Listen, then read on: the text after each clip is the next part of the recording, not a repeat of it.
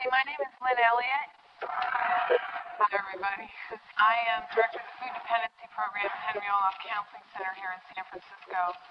And this is the Food Frenzy, How to Eat Sober in Recovery. So if that's what you're here for, you're in the right room.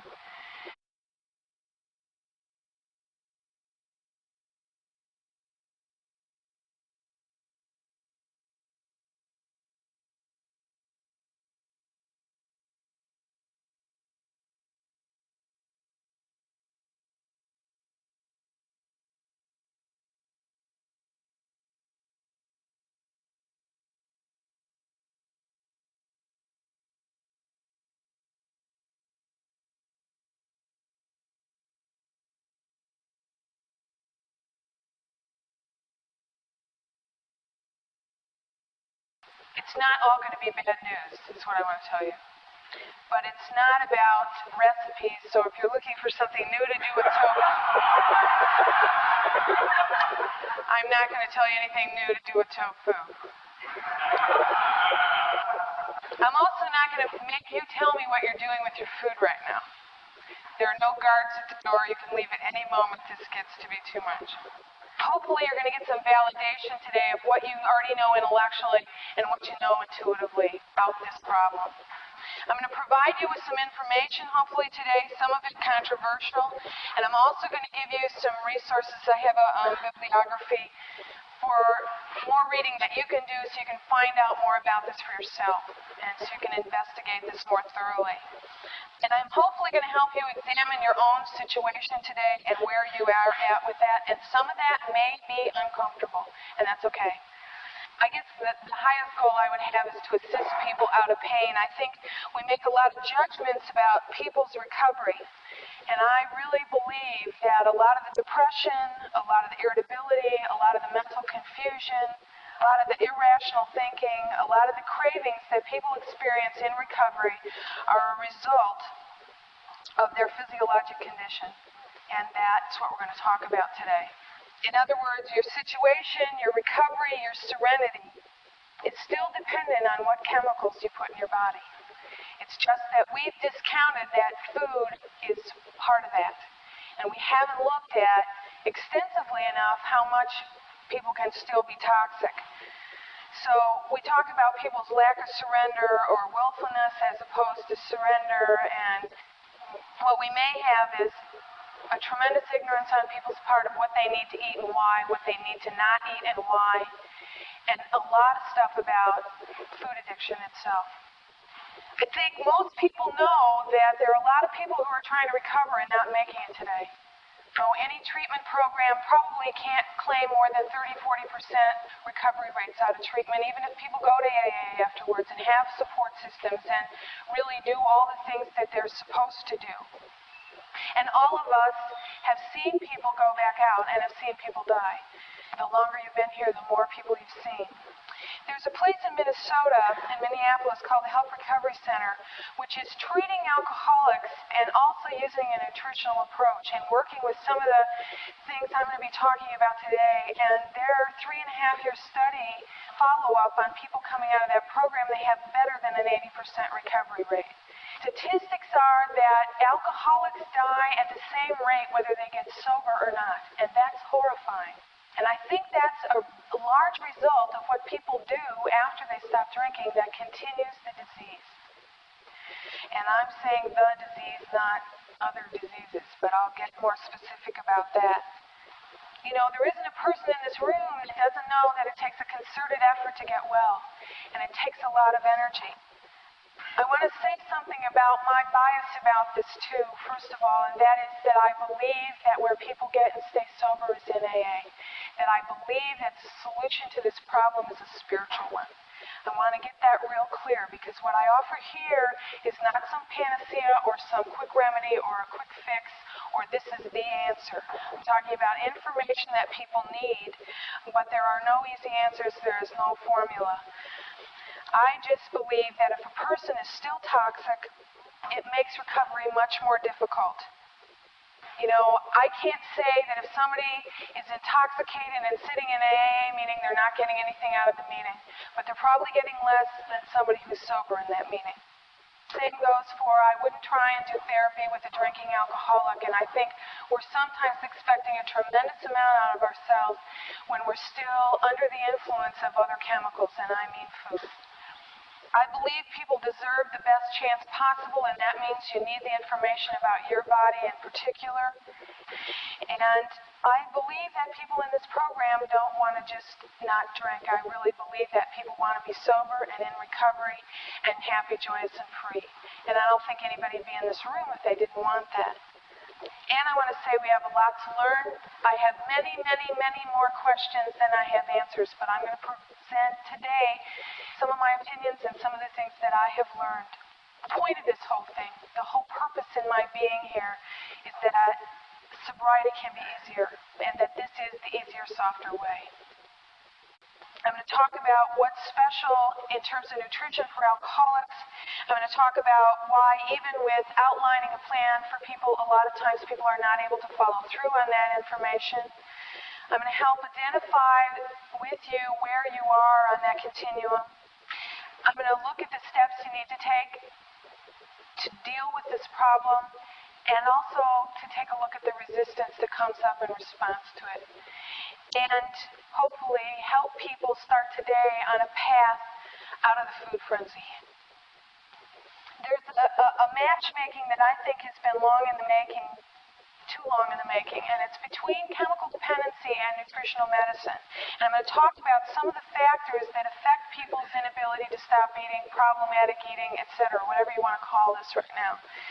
One is hypoglycemia, and you hear that bantered around a lot. Milam, who wrote Under the Influence, has a program up in the northwest part of the country, and he studied the alcoholics who went through his treatment program and found that 96% of them were hypoglycemic. I think you can pretty much assume that if you're sitting in a meeting, you're hypoglycemic. So what does that mean? Hypoglycemia means low blood sugar, but it's almost a misnomer. It's more hyperinsulinism. What happens is you assault your body with sugar or something with a lot of high carbohydrates in it, and your adrenaline pumps out into your system, and your insulin pumps out into your system. Your adrenal glands go into attack, okay, to bring that blood sugar down. And what happens is that then brings it down too far when somebody's hypoglycemic, and it goes below the level that you need. We all need a certain amount of sugar in the form of glucose circulating in our blood to be able to function. About half of that is used by our brain to be able to think, to be able to function, just to energize, to do anything in our lives. I mean, sleep, breathe, all of it. If you use the analogy of an engine, if you put some kind of fuel in a say, gasoline-powered engine, and you only sporadically give it fuel, and it runs out, it's going to sputter and fade and not work.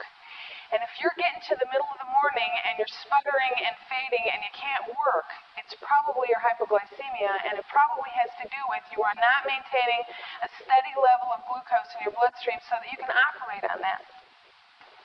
And I guess, one of the ways to describe it is that feeling when, everything in your life is going well and you hit the middle of the afternoon, you can't think, you want to cry, you hate your life, you would like to kill yourself, and you would like to smash somebody in the face before you do. That's hypoglycemia from a non-medical description. There's a biochemist in the room, I apologize. I'm doing this the way I understand it. Also, because low blood sugar releases adrenaline out into your system, what you're doing is you're constantly stressing your body. You're constantly putting your body through a panic reaction. There are 4 things that alter people's blood sugar faster than anything else. They are alcohol, sugar, nicotine, and caffeine. So what happens? People get sober and they go to meetings and they pick up coffee and cigarettes and cookies and they're off and running. And I want to tell you it's for a good reason that people do that. It is our natural instinct to try and find some kind of homeostasis, to find some kind of balance, to try and get our bodies to work the way they're supposed to. It is not a moral problem that people do that. It has to do with addictive disease. And that's why I want to give people this information so that we don't keep punishing ourselves for this happening. It's as if the computer is trying to find some way to work it out with all these chemicals. And what I'm suggesting to you that adding sugar, caffeine, and nicotine is probably not working, or you probably wouldn't be here today. The second factor that we consider physiologically with people is that there is indeed such a thing as food allergy, an allergy to substances other than pollen.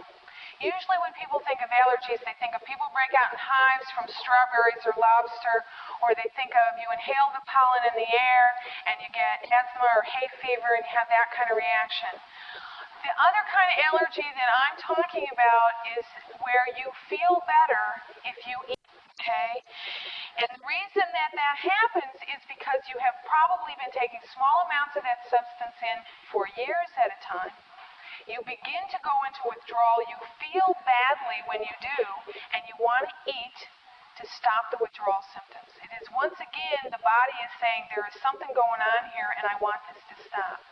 The chief allergens in this country, I can't give you the list of 20 off the top of my head, but are things like dairy, wheat, soy, corn, eggs, things that are included in almost every manufactured kind of food that we eat. In other words, we're taking those things in on a daily basis every day. If you want to think about allergy in terms of the alcohol, people have been looking at this since the 50s, that alcoholics are allergic many times to the food components that make up the alcohol they drank.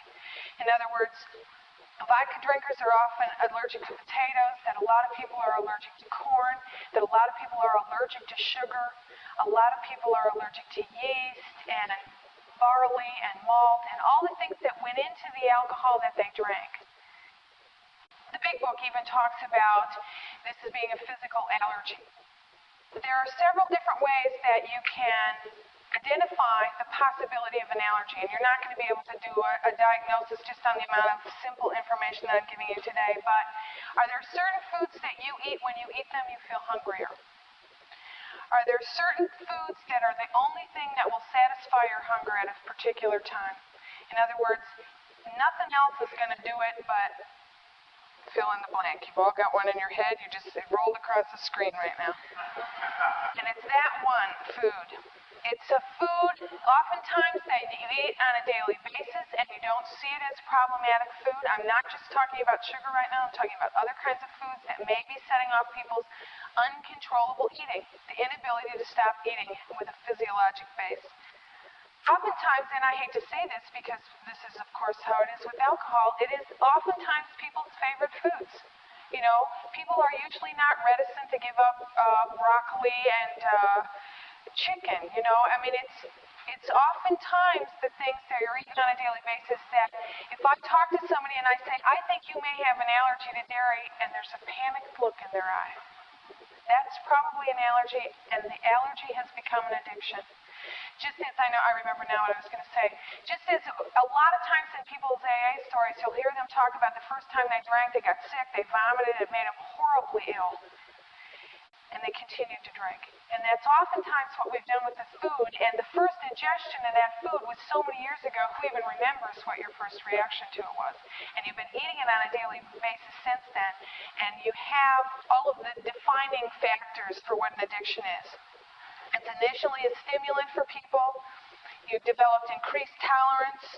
You have irritability and other withdrawal symptoms when you don't have it, and a craving as a result of not having it. The third factor is sugar. And sugar people began talking about sugar as a problem in Sugar Blues, which was written decades ago. In the 1920s, the per capita consumption in this country of sugar was 25 pounds. It is now 127 pounds per capita, which is more than a 500% increase in the amount of sugar we ingest. That is more than a teaspoon an hour. Okay? So we are talking about a drug. We're talking about a drug that elevates the blood sugar, gives people a sugar rush, a sugar high. You've heard people talk about that. I run an adolescent group. The kids call it crank. I've heard people describe it in NA meetings as poor man's heroin. I've certainly seen people, have a hard time and decide they were going to go home and drink Karo syrup, the immediate fix. And there are people in this room, I'm sure, who are doing outrageous things with food. You think you're alone, and I want to tell you that there are other people who've done it too and are in recovery. There is a crash that follows that sugar high. And that's where you get the headaches, the mood swings, the anxiety, the irritability, the fatigue, the inability to think clearly, and you think you're nuts, you think you're not working the steps hard enough, you think you're not doing enough. There is absolutely no nutritional value in sugar, and I mean by sugar, I mean all sugars. I mean dextrose, maltose, corn syrup, molasses, even honey. Honey is sugar that has been through the little bee's body. It is still sugar.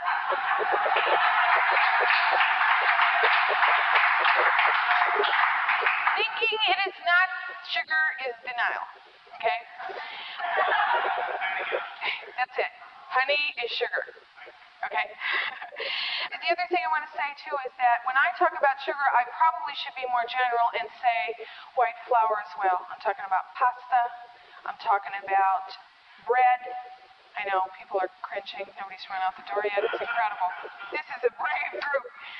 And the reason for that, I'll tell you, is that sugar breaks down into a glucose molecule and a fructose molecule. Starch, which is in potatoes and grains and bread and pasta and all that, breaks down into 2 glucose molecules, which means that a lot of times people say, I'm not into sugar. But what they're doing is they're eating pasta and an entire loaf of French bread for supper, and that's going into their bloodstream even faster than sugar does. Okay? Number one, if you're eating a lot of refined carbohydrates, you are not getting what your body needs nutritionally, obviously. You're taking up the calories you eat in food that has no nutrients at all. The second thing that sugar does is it sucks out of your body what you've got. In other words, whatever you are getting from your food, whatever your body's storing in terms of vitamins and minerals and nutrients, that sugar is sapping. It's just pulling it right out.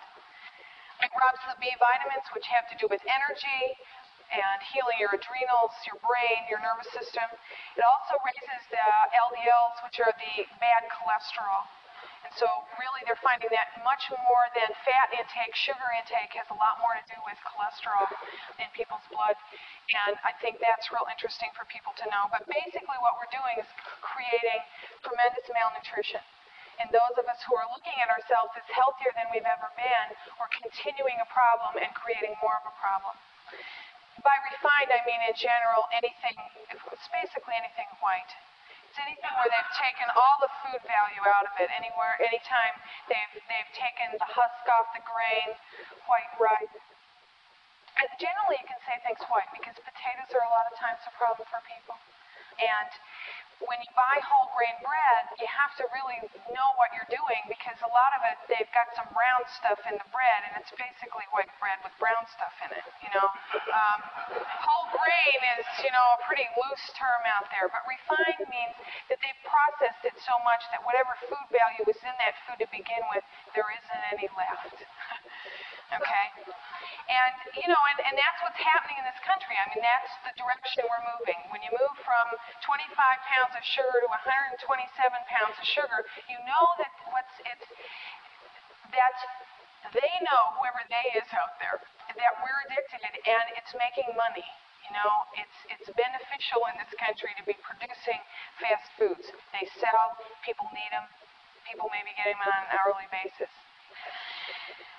Fourth thing is that because of what we've done to our bodies with alcohol, sugar, nicotine, and caffeine, our immune systems are really down.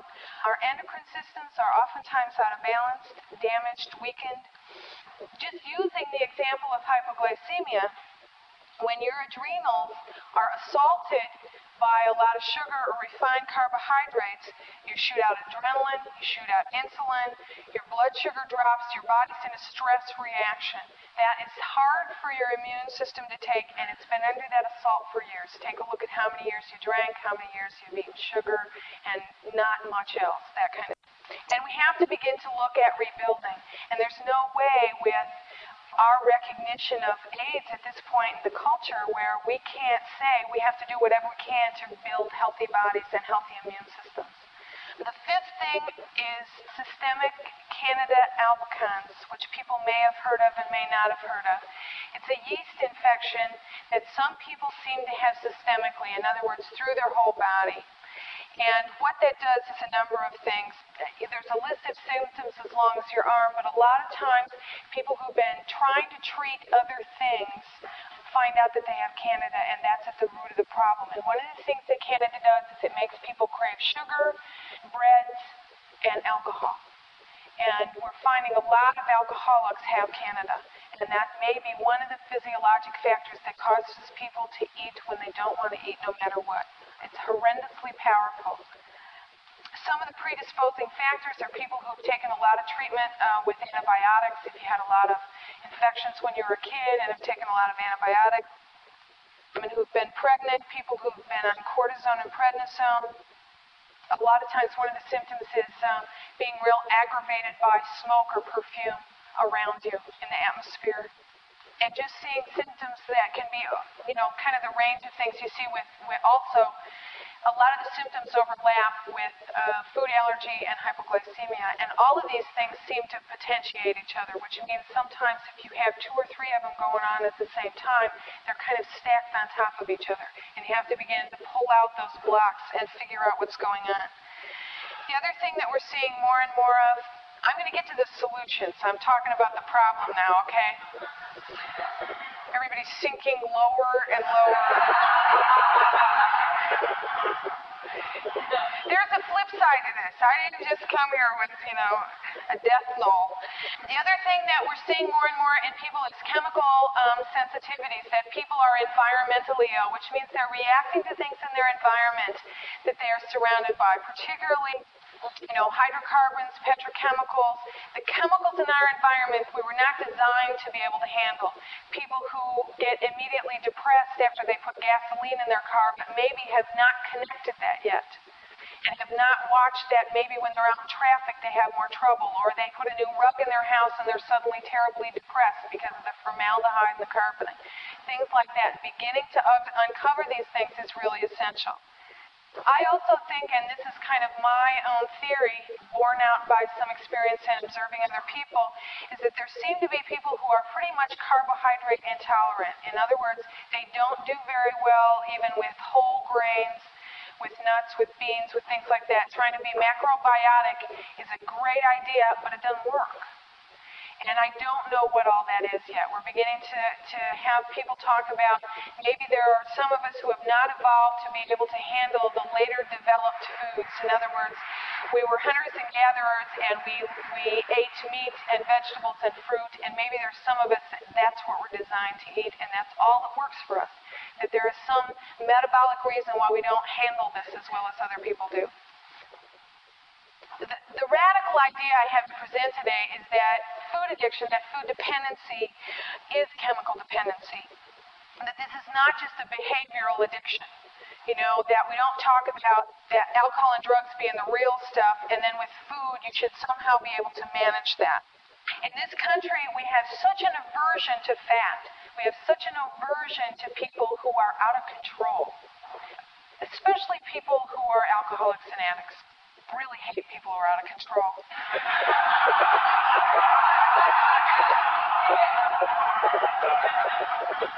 We find them disgusting. We make a lot of judgments about it. And it's becoming chic to be clean and sober. It is becoming chic. Somebody has got a pin on up here that says sober is in. You can go to any place you want now and order a Perrier and nobody looks at you like you're insane. And that's not true yet with really taking care of your food. Then you're being compulsive and you're being strange and you're being bizarre and you've taken this whole addiction thing a little far, don't you think? And you start trying to pay attention to this, and the people that you most get support for your sobriety and your abstinence from drugs go, oh, come on. Remember what they eat when they say that. We say it's a disease, but we treat it psychologically in this country. We talk about the underlying pathology. We talk about body image. It's basically where alcoholism treatment was at in the 30s, is my particular bias about all of this. And I believe you can't treat a drinking drunk. I think that everybody has food issues. Everybody has eating issues. Everybody has issues with their family around food. Everybody. Everybody on the face of the planet. Everybody's had food as reward and punishment. Everybody's had food as nurturance and love. Everybody has had some sort of cultural connection in their family that was the food was the vehicle. Everyone has used food to socialize, to connect, to be able to participate. Most people have used it as a sort of last resort friend, best buddy, most dependable thing when everybody else ran out on you. The Haagen-Dazs was still there.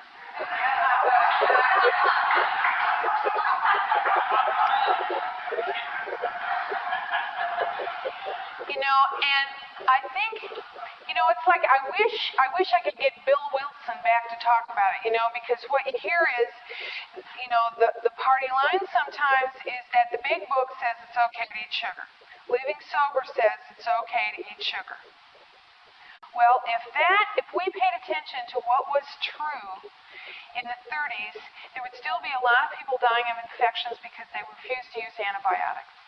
Bill Wilson, before he died, was beginning to investigate a nutritional approach to recovery and alcoholism, and was investigating vitamins and taking niacin and starting to wonder if the 2-year depression he had. This is written up, and I think it's called the Yellow Paper, which was never published but was kind of circulated underground about his problems with sugar and wondering if that wasn't connected to the severe depression that he had. I mean, I wish you were here to talk about it. Maybe he was here, I don't know. But I think we have to take a look at what that means. I don't think anybody in this room would say to somebody in their first year of recovery, look, it's hard enough giving up the alcohol. If you want to go ahead and take that Valium, just take the Valium for the first year and then worry about it. Nobody would say that. And I'm here to say that I have certainly seen sugar and food be as powerful in anybody's life as I have seen Valium be. And that I really, really believe that we are cheating people out of recovery by saying to them, it's okay, keep it up. It's like telling somebody to keep smoking reefer and it's going to be okay. I don't believe that, and I don't believe that with food. I think there are some people who can't afford to wait. I think there were a lot of people who have waited, and it took them 5 years before they got ready to deal with their food. I also believe that we can raise the bottom for people. I don't believe everybody has to do it the hardest way possible to get it. I believe that we can use other people's experience. I'm going to talk about a disease. I'm going to talk about this disease from as many aspects as I can because you're going to fight that this is a disease. There's so much acculturation around this not being a disease that I'm going to define it in 8 different ways, and if there's a way through to your consciousness, I hope I get there. This is a physical addiction and a psychological obsession.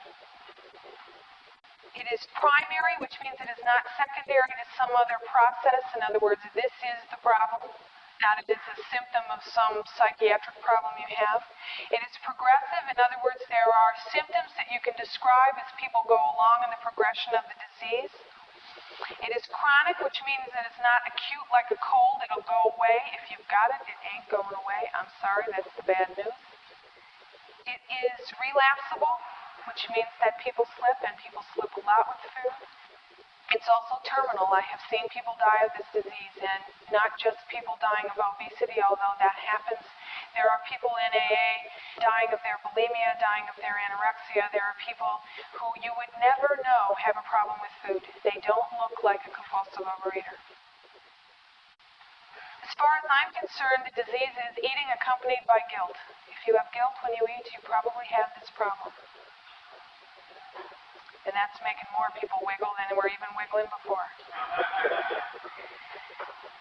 I like Father Martin's description of a definition for alcoholism, and that is, if it causes problems, it is the problem. And I think that's true with the food, too. The disease is not body size, which is a symptom. Obesity is a symptom of compulsive overeating, just as cirrhosis is a symptom of alcoholism. It is not the disease. There are normal weight people in this program who are just as obsessed with food, just as out of control, and just as emotionally distraught, and are unable to talk about it because they don't look like they have a problem. Addiction is, and I said this before, increased tolerance, withdrawal symptoms, and then the cravings. I'm going to define it in terms of 4 points along the scale, and that is that addictive disease is defined, number one, by loss of control, and that is an inability to refuse food. And maybe you can some of the time, but some of the time you can't stop, you can't refuse.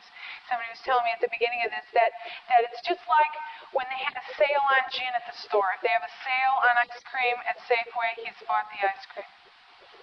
If he's got it in the house, he finishes it. He doesn't eat one bowl, he finishes the carton. So he doesn't buy it except when they've got a sale on it, you know? Well, that's how a lot of people used to buy their gin too, you know? Inability to limit use. There may be binge patterns or there may be maintenance eating. Some people say, well, I don't binge. No, they eat every 15 minutes. Who needs to binge?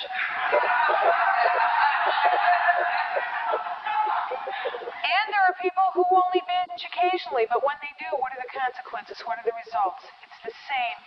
Every moment you can use the analogy of your alcoholism and your drug dependence, use it.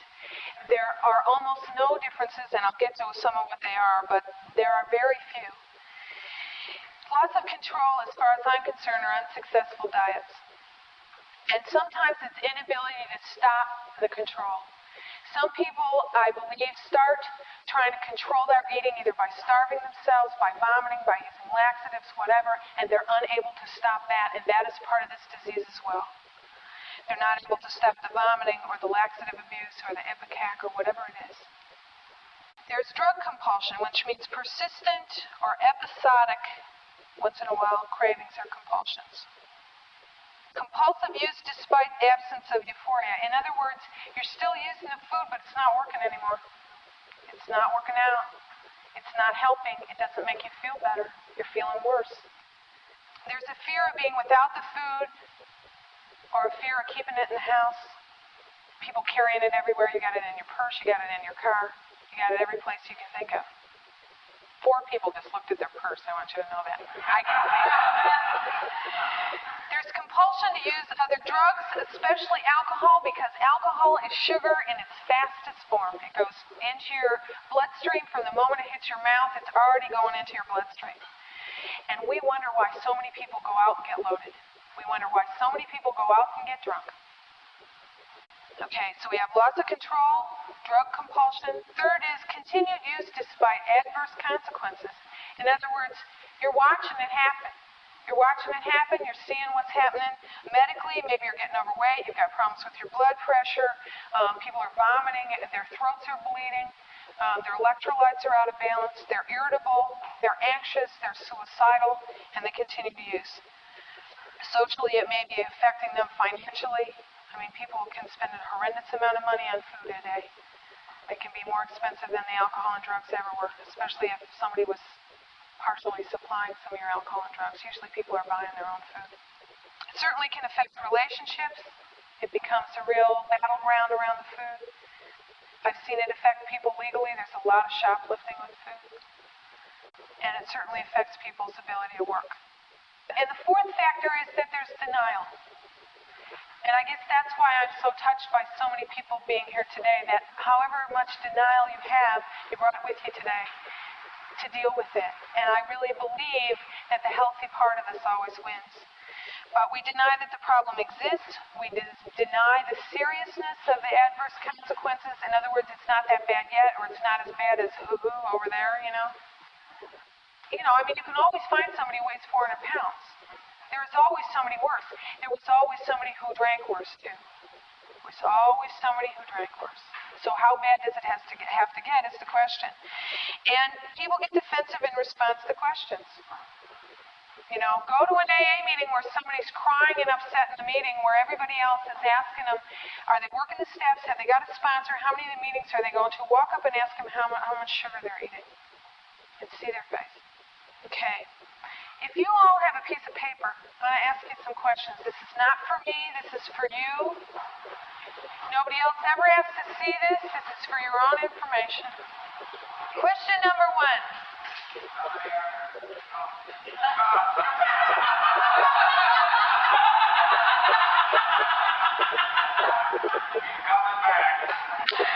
That's one of the best questions I've The question was, how many are there? For those of us living a day at a time.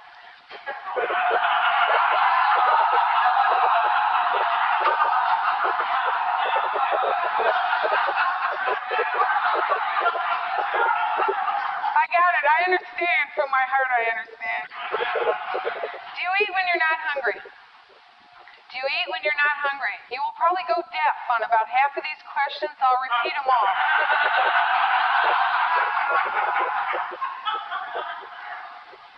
Do you go on eating binges for no apparent reason?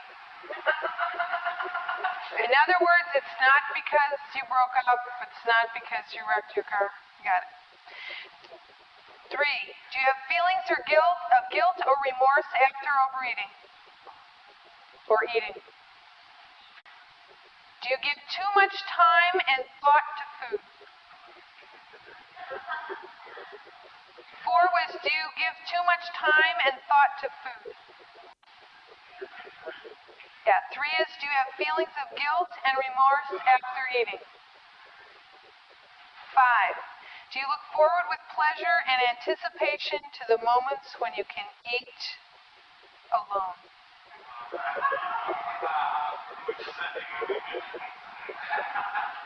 Do you look forward with pleasure and anticipation to the moments when you can eat alone? Do you plan these secret binges ahead of time?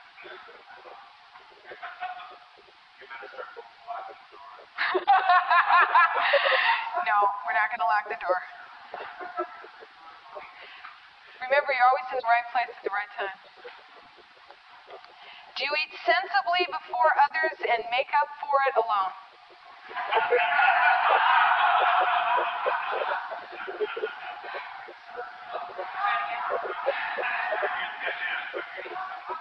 People are wanting me to quit.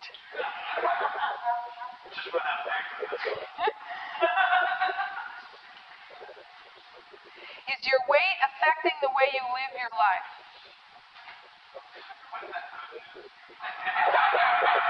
It's coming.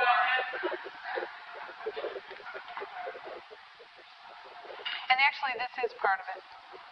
Have you tried to diet for a week or longer only to fall short of your goal?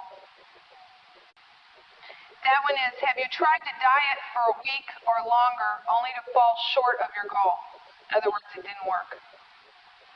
Analogous to, have you tried to stop drinking and it didn't work?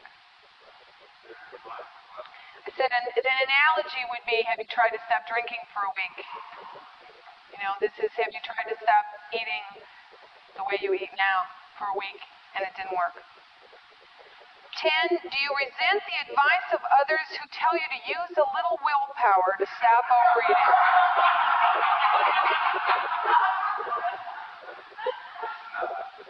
Do you resent the advice of others who tell you to use a little willpower to stop overeating? 11, despite evidence to the contrary, have you continued to assert that you can diet on your own whenever you wish?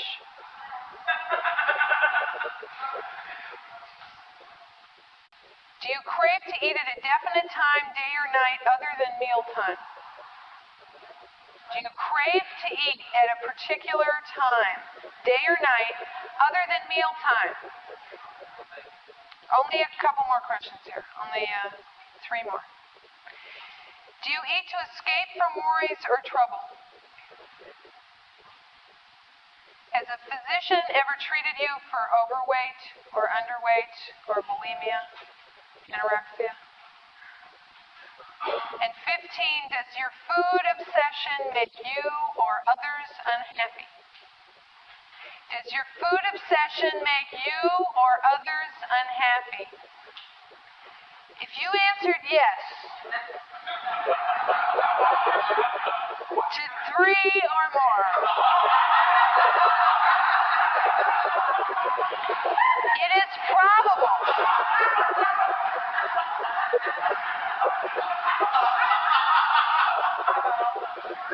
you know, it's that old feeling of you're really in the right place, you know? I'm going to say again that you can't tell by looking at somebody they have an eating problem. But you can tell by the mood swings. You can tell if people are eating an enormous amount and don't seem to be gaining weight. You can tell if people are maintaining their weight by running 12 miles a day, 6 days a week. There are a lot of secret bulimics in the program, and I always talk about this because I had a friend who was bulimic, who was thin and beautiful and successful, and she went out and drank and then killed herself because her eating was never addressed. And I always take this seriously, and it's hard to sometimes. But the disease is the compulsion and the obsession. It is not the symptoms. And everyone deserves to be free from the grip of any addiction around their neck. I heard somebody describe denial as sincere delusion the other day, and I thought that was really good. Sincere delusion. Because we have denial about what we eat, and of course we lie. It's part of this disease that we lie. It is not because we are liars, bad people, immoral, etc. It is because we have an addictive disease that we lie. We have a lot of denial about what our bodies look like, of the connection between what we put in our bodies and what our bodies look like. That there's a corollary there is sometimes amazing information for people. There's individual denial. Certainly our families have denial. Probably half the people in the room have a mother who say, "You've got to lose weight, have a piece of cake." With no breath in between. There's cultural denial around this. We're humiliated about this disease. We have a difficult time taking it seriously. We still see it as funny. And we do a lot of rationalizing in this culture because of hopelessness. We give up on it. So what we say is, let's do groups for fat women to get them to love themselves as they are. I think that's horrible. I think we all need to love ourselves where we are. But I think because of giving up on this disease is not the point at which you start from. I think it's the old denial, I'm fine, and I continue to say I'm fine so hard that I don't have to feel what's really going on with the food in me. We say, oh, well, it's Madison Avenue that's corrupting us, and, it's like I can't be Carrie Nation with the alcohol. I can't change the alcohol distillers out there. What I can do is work on this. It's still okay to walk down the street with cookies in your hand and nobody sees that as a problem. And for a lot of people it is. I'm going to say real briefly that I believe compulsive overeating, bulimia, and anorexia are parts of one disease, not three different diseases. That's just my opinion. You won't find that in the literature. It just seems to be when you go back in anybody's history, they have a lot of those components. If you go back far enough. A lot of times, if you look at somebody's childhood, they were fat as a child. Then they hit adolescence and they got real food conscious and they were kind of anorexic for a while. Then they started eating again and they became fat and then they started vomiting to control it. Shifts may occur at some crisis point in the family when there's a birth of a child, different points. But this is a disease where you didn't used to have it. If you have this disease, you always have it. Weight may motivate treatment for people, and there's certainly special issues with obesity and with anorexia and with bulimia, but they all need treatment as eating addiction, as food addiction. Okay, why do people end up dually addicted? Everybody's sitting in this room going, oh God, not again. Okay, we talk about replacement or cross addiction. And some of the reasons for that is it looks as if the same neuroreceptors in the brain receive heroin, receive sugar. We're talking about the same neurological pathways. Also, we've talked about the hypoglycemia and that it alters people's physically. Sugar is a great substitute for alcohol. So we have that whole replacement phenomena. The other thing that we have is that all of these things basically increase endorphins.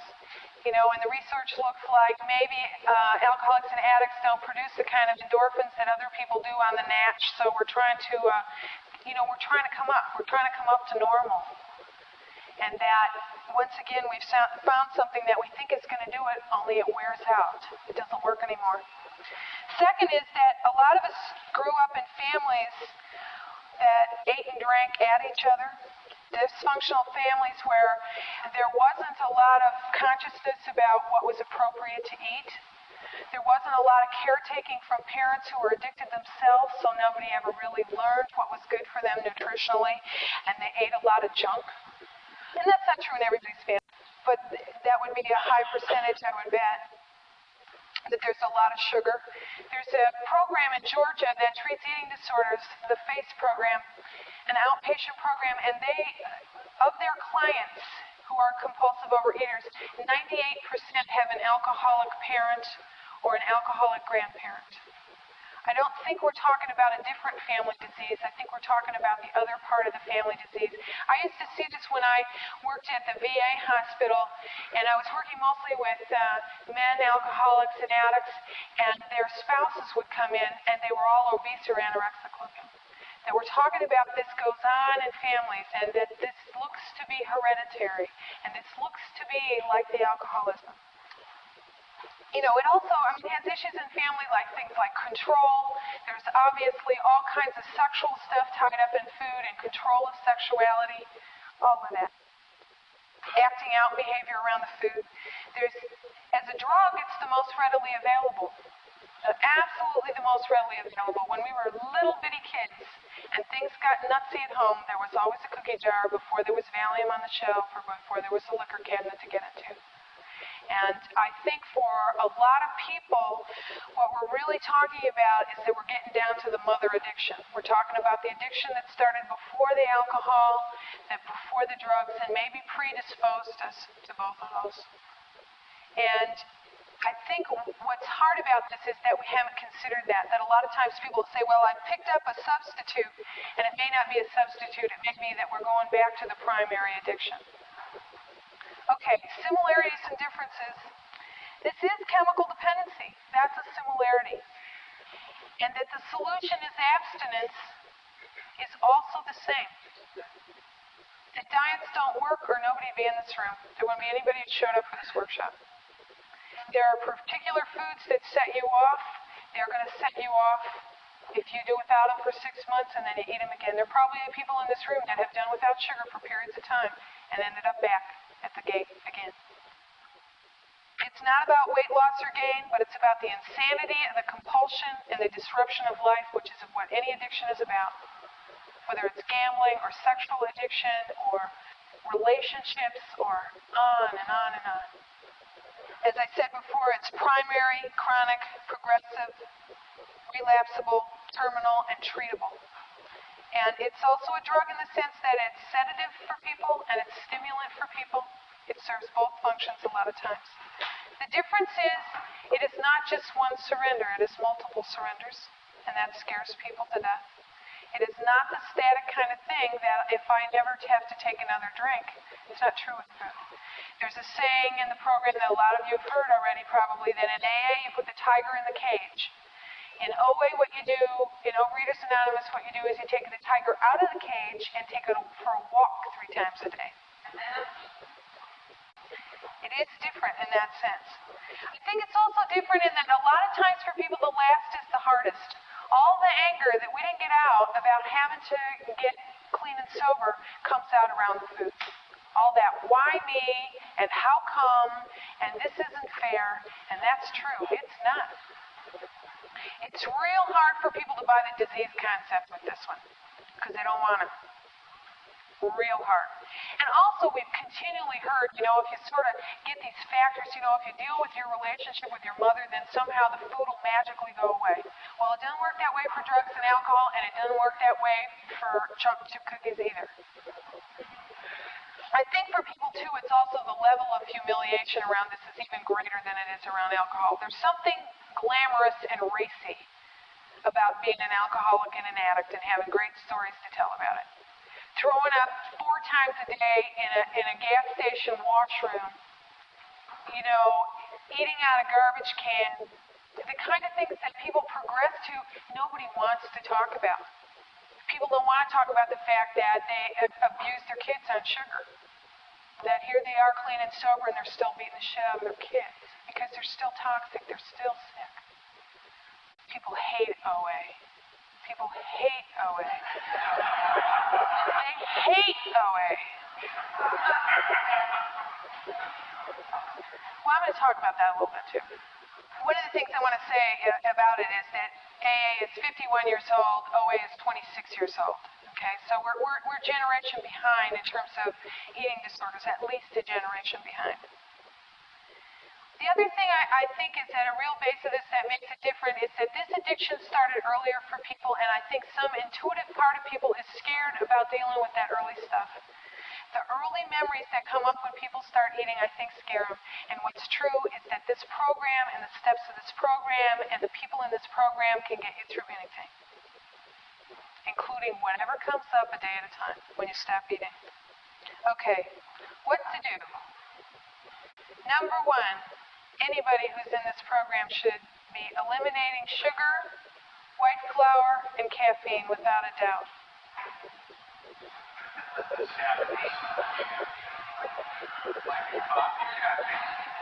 Like coffee caffeine. That brown stuff, yes. Soda pop. People may need to investigate other things physiologically if they're having trouble. Things like other food allergies that may be setting them off, things like Candida. They may need to see a physician to do that. Some people in this program I have seen are not able to eat grains and beans and nuts and stay abstinent. They end up binging on them. Some people are. I just want to plant that seed with you that I think that for some people the way to eat is to eat protein, vegetables, and fruit in moderate amounts. And that a lot of people seem to need to weigh and measure their food as well. And of course there's tremendous resistance to that. Tremendous resistance to that. You need to, as much as you can, eat whole foods. In other words, if it's been processed, you probably don't want it. A lot of things that are written about eating for alcoholics is to eat high grains and a lot of beans and nuts and that kind of thing. And people may have to try that and see if that works. If it doesn't, they may need to eat higher protein and lower carbohydrates. One of the things I want to warn you about too is that sugar comes in a lot of forms. And if you give up sugar and drink 3 gallons of fruit juice, 8 pounds of dried fruit, and potatoes all day long, you'll probably still feel shitty. You need to watch the amount of time between meals. That's not just something weird that your mother told you, that you should eat 3 meals. It really is true that an alcoholic's body needs fuel to run on, that we're much more susceptible because of the hypoglycemia to all kinds of swings in our blood sugar level, and therefore in our moods. And that means people really do need to eat 3 times a day. Okay, so now you have to go grocery shopping, you have to buy food, you have to figure out where you're going to eat, because you can't just stop at Jack in the Box. What I want to say to you is the anger and the grief that comes up around this is real, and it has to be addressed. And I believe that's why people have to go to Overeaters Anonymous if they're not able to do this by themselves.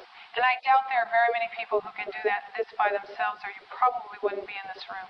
Now, I may be wrong. I may be making an assumption that's way off base.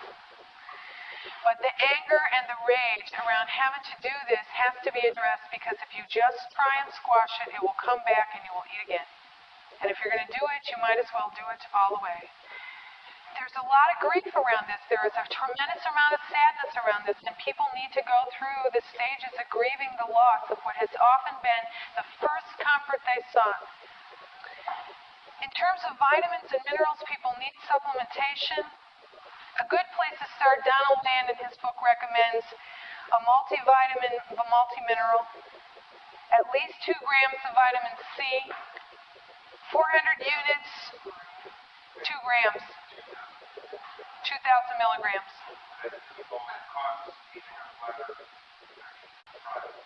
Okay. What you might try is check out with a physician taking buffered vitamin C. A lot of people who have trouble with vitamin C do well with buffered C. And especially in detox, when you're coming off of foods, buffered vitamin C seems to really help people. They've been doing a lot of research with heroin addicts and with alcoholics, and buffered C assisting detox. The body gets real acidic when you withdraw. when you're in detox, and vitamin C helps to modulate that, as well as does some other things that are real positive. The other thing is an extra B complex. And I have to say, and go to OA. If you need a physician, you may want to look for a clinical ecologist, somebody who has some information about food allergy and hypoglycemia and environmental illness in Canada and can treat those things. A lot of general physicians out there don't know about or don't believe these things. I mean, most of you have experience with a lot of physicians not having information about alcoholism even. I'm going to go through the rest of this real quickly. I've got about 3 more minutes. What happens when AA people go to OA is they hate it. They hate it. A lot of people's experience of going into AA was that they felt relief when they got there. But some people hate AA when they get there too. And I think, some of the things that people come up with is, I'll work at an AA. I already know the steps. It's the same program. I'll work at an AA. Okay? My question about that is just, what's the evidence? Is it working? If I'd seen it work, I'd recommend it. I can't recommend it. It's not my experience. I think if you've got a problem with a particular substance, you need to be in a room with people who have problems with that substance to recover. A lot of people are giving themselves a hard time because they should have known. Yeah, well, we all should have known more before we did, It's like it takes you however many days it takes to get to here. A lot of people are trying to deal with it through prayer and meditation. This is a spiritual program, therefore I will pray and meditate to the point where the food will be lifted. My experience is that prayer and meditation is real essential to this process, and my experience is also that God does not come down and fix breakfast for people.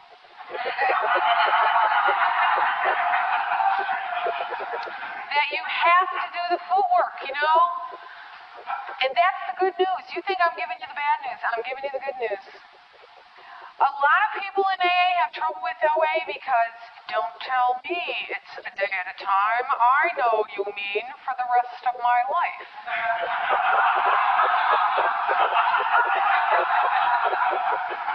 You know what? I don't mean for the rest of your life. I do mean a day at a time. It is only a day at a time. It is a daily reprieve. And that doesn't change no matter what the substance is. And it's a lot easier to do it a day at a time. If you say to somebody who walks into an OA meeting, you can never eat another hot fudge sundae, they're going to be out the door in 5 seconds. But if you say to them, are you willing to not eat one today? Can you get through till tonight without one? People tell me it's their last comfort. It's their last comfort. I want to say to you, are you comfortable?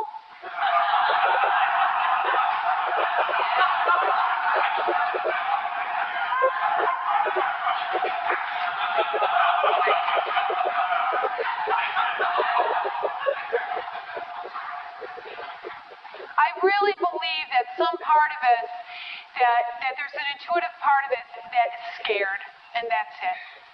That it's fear of the feelings underneath, or fear of God, if you want. People realizing that they're getting to some bottom line level, and you can trust this program with the bottom level too. And stuff about people not wanting to go to OA because it's not fair that they have to do this. And you're right, it's not, and that's the way it is. I don't have anything else to say about that. It's right. You're right. You're absolutely, totally right. It's not fair. But I believe that there isn't any way to soften that one. I can't think of a way. A way to pretty it up so it sounds nicer and you can swallow it easier. There isn't one. Telling the truth can raise the bottom, though. I believe that. I believe that people only have to go so far. I believe sometimes people do things they're unwilling to do. People tell me, I'm just not willing yet. As if it's going to be visited upon them. Sometimes you have to go when you're not willing and just sit and absorb what you can. I want to say that there is hope, that there is joy on the other side of surrender, and that anybody who has already surrendered to one addiction has that experience to build upon. That you have the advantage of knowing that life opened up when you let go before. And there's no reason to believe that this is any different. So you can use that experience and know That most people come into AA and NA and don't believe that they can ever live without alcohol and drugs. But they do a day at a time, and the same is true with the food. I had a friend in Chicago who had cancer, who had Hodgkin's disease, and she used to say to me, Lynn, I would give anything to be able to go to a meeting every day and put this disease in remission and know that I was going to live the rest of my life. And I never forget that. I never forget that I have the choice today, that I have a way to live and to be happy, joyous, and free. I believe that the promises that are in the big book are supposed to come true for people. And I believe they're supposed to come true around the food, too. I want to say to you, trust your intuition about what you've heard today. It's like beyond what your head says, what hit here. Whatever you want, it's like take what you like and leave the rest. If you don't like me, if you don't like what I said, if you don't like the information, it doesn't make any difference at all. Just trust what's happening to you on an internal level in being in this room. Because I really do believe nobody's in any place by accident. Yeah.